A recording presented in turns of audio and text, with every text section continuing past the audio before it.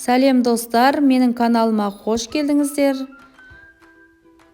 Бүгін біз аналарымызға, қыз-келіншектерімізге арналған осындай бельгийский таза шоколадтан жасалған әдемі гүлдерді ұсынатын боламыз. Достар, видеоны соңына дейін қараңыздар. Ол үшін маған таза бельгийский колюбот деп аталатын шоколад керек. Ақ қара түсін таңдадым, басқа да түстері бар. Шоколад өлшеуге вес, қалташа, таяқша және шоколад құюға арналған мольт деп аталатын ыдыс қажет. Және де шоколадты ерту үшін пластмасса табағымыз қажет.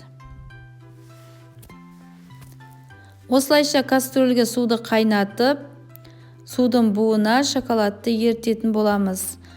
Суымыз қатты қайнап кетпеу керек, шоколадымыздың құрамы өзгеріп кетеді. Жайлап отырып барлық шоколадымызды ертіп аламыз.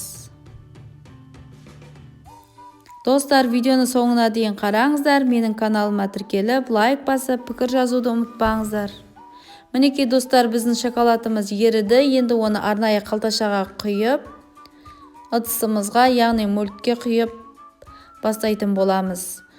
Шоколадты құйғаннан кейін жан-жағын ұрғылап, қозғап, арасында қуыс қалып кетпеу үшін қозғап қойыңыздар.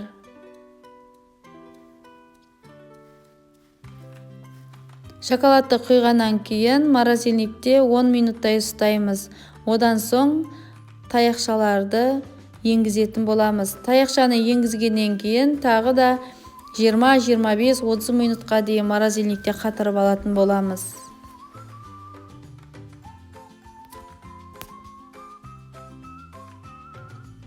Дәл осы ақ шоколадты дайындағандай, қара шоколадты дәл солай болады. Мінекей достар, біздің шоколадымыз дайын болды. Енді оны ыдысынан босатамыз. Мінекей достар, біздің әдемі гүлдеріміз шықты. Енді келесі гүлдерді дәл осылайша дайындай береміз. Бұл үйдегі дайын бизнес түрі болып келеді. Әрбір мейрамда, туған күндерде осылайша үйде отырып бизнес жасап, табыс тапсаңыздар болады. Енді біз қара шоколадтарымызды дайындаймыз. Біздің әрбір шоколадтың граммы 45 грамм болып келеді. Сіздерде арнайы мольтке құйған кезде, шоколадтарды ерткен кезде, веске әрбір граммды өлшеп отырған өздеріңіз үшін ыңғайлы. Дайын болған шоколадтарымызды бір-бірлеп скотчпен жабыстыратын боламыз. Барлығын бірден жабыстырғаннан көрі, осылайша бір-бірлеп жабыстырған ыңғайлы болып келеді.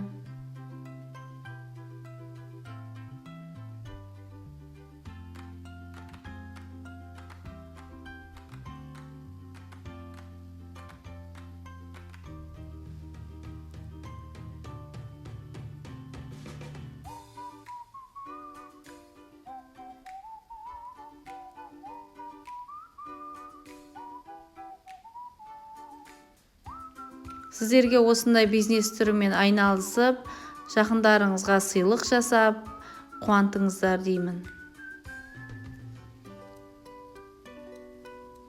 Қазіргі уақыттағы жақсы табыс көзі болып есептеледі.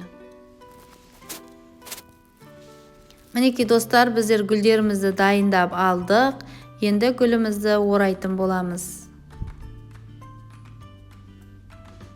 Менде осындай ең оңай орау әдіс түрі болады. Сол әдісті сіздерге көрсететін боламын.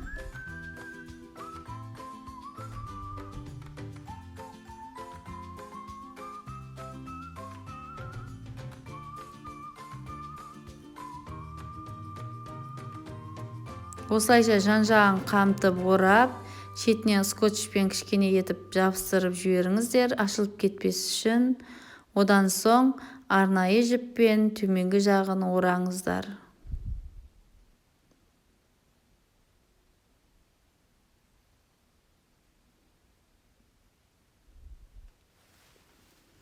Достар, менің каналыма тіркелгеннен кейін қоңыраушаны басуды ұмытпаңыздар. Қоңыраушаны бассаңыздар, менің каналымдағы жаңа рецепттер сіздерге көрініп тұрады.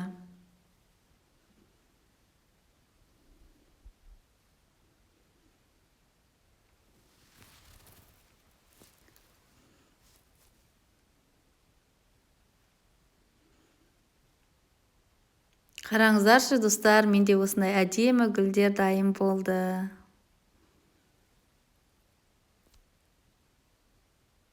Келесі кездескенше сау болыңыздар.